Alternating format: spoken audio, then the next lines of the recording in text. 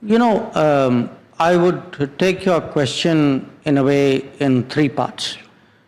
India-China, India-America, and India vis-a-vis China-America. Huh? India-China, in a way, if you look at it, we are the only two countries with more than 1 billion people. We have a certain civilizational history and, all of that people know. And today we are on a track of, I would say, economic recovery or rejuvenation. And there is no question anybody who's predicting, if you are predicting developments of this century, definitely you cannot leave India and China out of that equation. We are very, very prominent, very key almost in a way, I would say.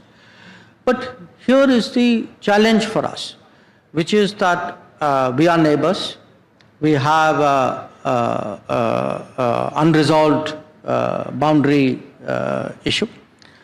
There are, they have been rising. We have also been rising. So if two neighboring countries, two large neighboring countries rise next to each other in the same time frame, it's not easy. There are very, very few historical parallels for that.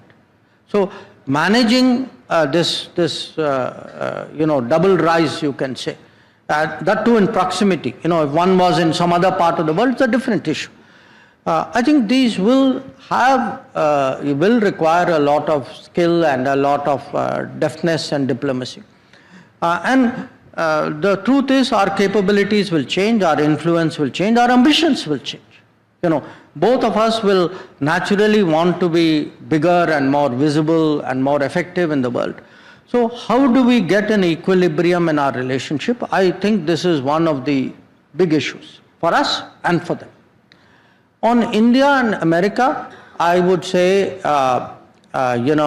starting with President Clinton's visit in 2000, we broke out of that American mindset of India-Pakistan hyphenation. And since then, from Clinton to Bush to Obama to Trump to Biden, actually you will see India-US has grown steadily all this time.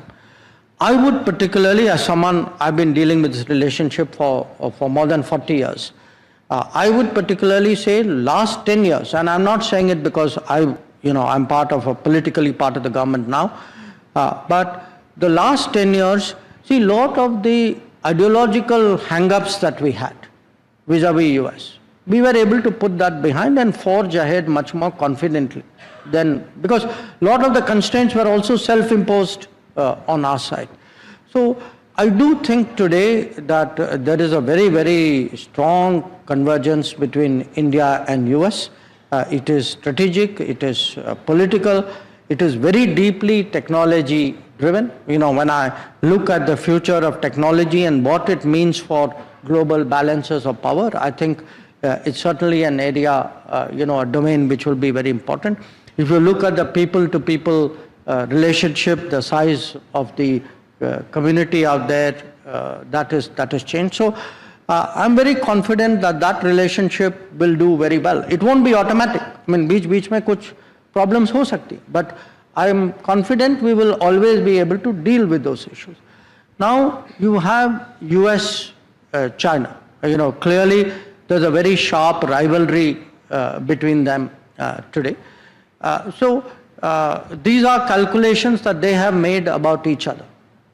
I think where we are concerned, we have to make calculations from our interest point of view. That we have to look at the world situation and say, okay, what are the decisions, what are the choices, or what are the issues on which, taking this step will help me in what manner. And I think that's really what we would like to do. That at the end of the day, if we are looking at a foreign policy which has a very sharp sense of what is our national interest, but also a sense of what is global interest, I would definitely say we would make those calculations and take those decisions and create, the right partnerships which will serve our interests.